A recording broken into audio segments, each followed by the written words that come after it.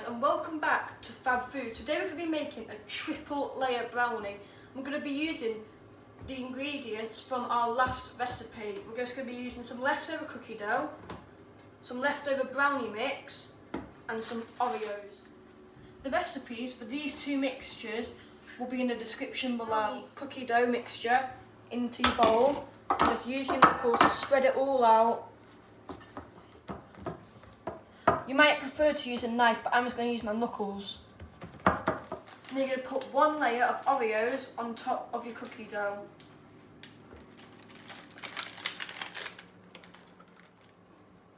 Now we're going to put our brownie batter on top of our Oreos.